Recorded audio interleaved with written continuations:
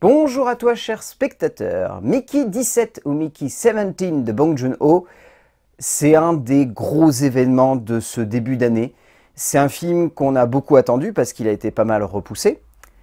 Je ne sais pas à cause de quoi d'ailleurs, ce qui est un petit peu triste. Est-ce que c'est des histoires de remontage ou est-ce que c'est juste que le film Warner ne savait pas où le caler dans le calendrier? Bref, dans tous les cas, on attendait beaucoup cette adaptation. Ça avait l'air d'être très cool, ça avait l'air d'être très fun, ça avait l'air d'être bien barré aussi.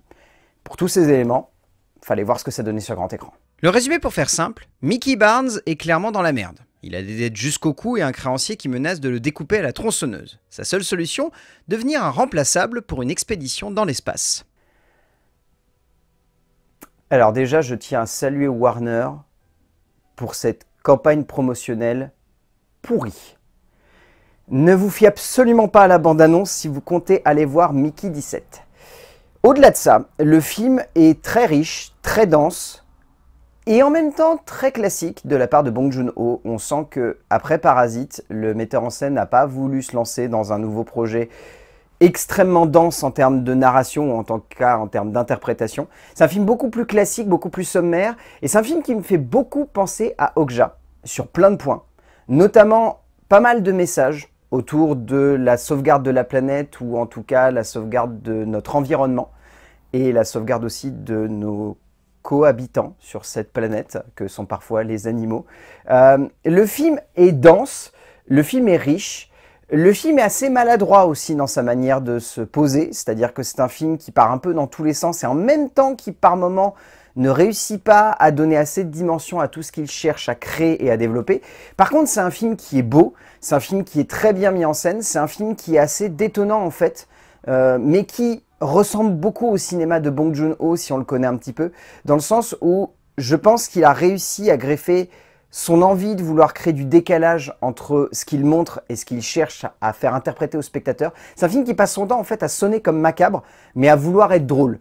Donc, il faut vous dire que vous allez être souvent perturbé, un peu mal à l'aise et vous sentir un petit peu bizarre devant son métrage.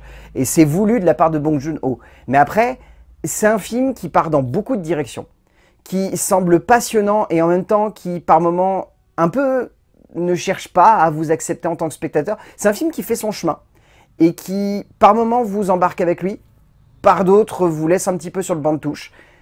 Mais c'est un film qui, je trouve, est très intéressant à suivre. C'est un film qui joue beaucoup sur les tons, les décalages, l'ambiance.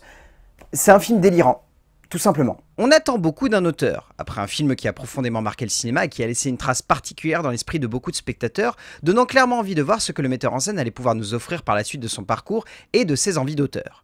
Bong Joon-ho revient avec un projet ambitieux et détonnant, adaptation d'un roman de SF à succès, le temps d'un délire qui risque clairement de perturber pas mal de spectateurs, mais également d'en embarquer une multitude dans un moment de cinéma jouant avec les genres, les tons, les possibilités, pour un film détonnant, assez captivant, assez surprenant, mais surtout assez juste en fin de compte. En termes d'écriture, donc Bong Joon-ho s'est inspiré du roman Mickey 7 d'Edward Ashton. Pourquoi 7? Parce que visiblement, Bong Joon-ho a demandé à Edward Ashton de tuer à plus de reprises Mickey, ce qui donne Mickey 17.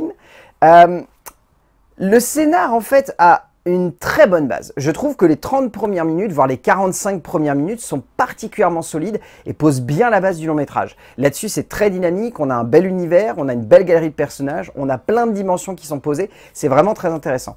Après, le film choisit d'avoir un ton, ou en tout cas un rythme un petit peu plus dilué, qui va prendre beaucoup plus son temps et qui va chercher à développer beaucoup plus de thématiques. Le film parle de plein de choses.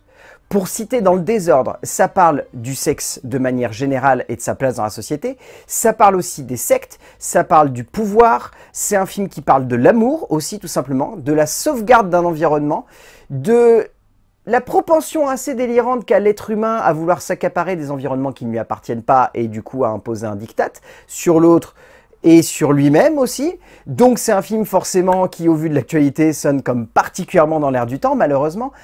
C'est un film qui va donc dans plein de directions et je vais pas vous mentir, à la fin du long métrage, il est possible que vous vous disiez qu'il y ait la moitié de ces dimensions qui n'ait pas été résolue, ou en tout cas où le questionnement reste très ouvert. C'est ce genre de récit que nous propose Bong Joon-ho, où on a l'impression qu'il y a plein de choses à interpréter, une richesse dramatique complète à s'accaparer, mais dans laquelle il est complexe en tant que spectateur de réussir à trouver toutes les réponses, ou en tout cas toutes les clés pour ouvrir la multitude de portes que nous propose le cinéaste. Bong Joon-ho prend de l'œuvre d'Ashton une base de création assez amusante qui lui permet donc de poser son univers et ses nombreuses thématiques, ce qui peut clairement être vu comme un point positif, mais également comme une lourde et imposante tâche pour l'auteur, celle de donner de la dimension à quelque chose d'assez simple dans sa base.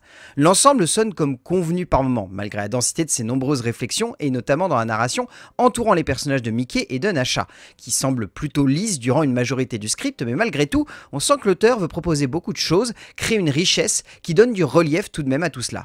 En termes de mise en scène, bon, si vous connaissez le cinéma de Bong Joon-ho, je pense pas que vous allez être surpris devant son métrage. À la limite, le truc le plus surprenant, c'est ce choix de format qu'a eu Bong Joon-ho, qui est assez étonnant pour un blockbuster de ce type. Moi, je trouve que du coup, ça amène une dimension qui permet de se rapprocher de l'être humain. Je trouve qu'il y a un jeu, notamment autour de la multitude des Mickey qui se met en place à partir d'une bonne moitié de long métrage, qui permet à l'ensemble d'avoir quelque chose de plus centré sur les personnages. Et du coup, ça crée une attache avec ces protagonistes qui fonctionne, selon moi, fonctionne beaucoup plus que si ça avait été en scope, où là pour le coup on aurait une dimension très impressionnante, ou alors il faut être comme Bong Joon-ho et parfaitement maîtriser ça comme sur Parasite, ou bien d'autres de ses longs métrages d'ailleurs, mais je trouve que du coup il se retrouve dans un moment de cinéma où on sent que son objectif c'est beaucoup plus de se recentrer sur quelque chose de simple, d'humain, de sobre. Il ne veut pas aller dans le grandiose forcément, Bong Joon-ho ici. Et même quand il est dans le grandiose, notamment au travers de ses effets spéciaux qui sont extrêmement bien faits, et au travers de cette dimension surréaliste de science-fiction et de SF en 2054, voilà, on sent tout de même qu'il veut amener du fantastique ou en tout cas du surprenant, mais on sent que son objectif c'est plus aussi de se baser sur des décors un peu étriqués qui vont enfermer les protagonistes, qui vont jouer sur une dimension où on a l'impression de mêler plusieurs tons, que ça soit un côté très métalleux et presque urbain avec ces espèces de pièces dans lesquelles sont enfermés les personnages qui sont très lugubres, et de l'autre côté, ce côté clinquant et chatoyant qui vont forcément faire écho à une certaine élite américaine, ou en tout cas une certaine élite mondiale, tout simplement, qui voit le monde un petit peu au travers d'œillères.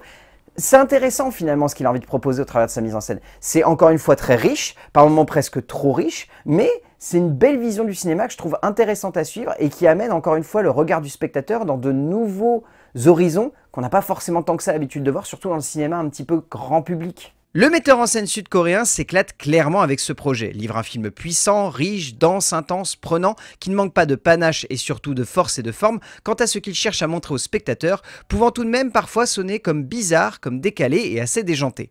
Au fond, le film ressemble beaucoup à ce que Bong Joon-ho a toujours cherché à faire, soit jouer avec les attentes du spectateur pour déconstruire une partie fantasmée que celui-ci pourrait facilement accrocher à ses projets et livrer un long métrage plus dense, plus surprenant, plus étonnant, qui embarque ce même spectateur dans un délire différent, mais tout aussi jouissif. En termes de casting, j'adore ce casting. Mais vraiment, j'adore. Il y a des acteurs qui sortent un petit peu de nulle part. Je pense à Anna Maria Vartolomei, je pense à Anna Mouglalis. Non, je ne vais pas vous dire qui elle interprète, mais personnellement, quand je l'ai découvert, j'étais un peu à mourir de rire. Nous avons Mark Ruffalo, nous avons Toni Collette, nous avons Steven Yeun, nous avons Naomi Ackie. Tous sont vraiment excellents dans les rôles plus tertiaires. J'ai plus retenu Patsy Ferran, Spike White, Liam Edwards. On a également Angus Imrie qui sont très très bons. Dans la majorité, ce casting est vraiment riche. Mark Ruffalo, encore une fois, ça se sent qu'il s'éclate dans ce long métrage et que ça le fait mourir de rire d'interpréter cette espèce de despote obnubilé par sa dentition et par son image, mais teubé comme c'est pas permis. Et en face, vous avez un acteur qui, encore une fois, prouve qu'il ne cesse, depuis maintenant une bonne quinzaine d'années, de vouloir proposer des personnages complètement à l'encontre de ce qu'on aurait pu imaginer de sa part à la sortie d'une grosse saga, et qui du coup donne des moments de cinéma qui, je trouve, sont géniaux, comme c'est le cas ici. Robert Pattinson est réellement fantastique dans ce film, l'acteur ayant l'opportunité de s'éclater avec un personnage aux multiples facettes, donnant lieu à une interprétation fun et clairement cool de sa part. Au bout du compte, Mickey 17 ou Mickey 17 va en perturber plus d'un, surtout si vous vous attendez à retrouver un peu le même type de long métrage que Parasite, parce que clairement ça n'est pas le cas. Par contre, si vous attendez plus un long métrage dans la veine d'Okja, alors là vous allez être complètement convaincu par Mickey 17. C'est un film qui est riche, très riche, peut-être trop riche, qui part dans plein de directions, qui est déséquilibré, mais qui je trouve est très prenant, très intense à suivre, loufoque, déjanté, qui s'amuse avec le spectateur en même temps qu'il le perturbe. C'est un film qui est porté par une pléthore d'acteurs qui sont tous phénoménaux. C'est un film dense. Donc Mickey 17 de Bong Joon-ho, si vous avez l'occasion de le voir en salle, allez-y. Sachez juste que vous n'allez pas voir ce que la bande-annonce vous a promis, et vous allez voir un moment de cinéma qui, je trouve, est particulièrement cool à suivre. À plus.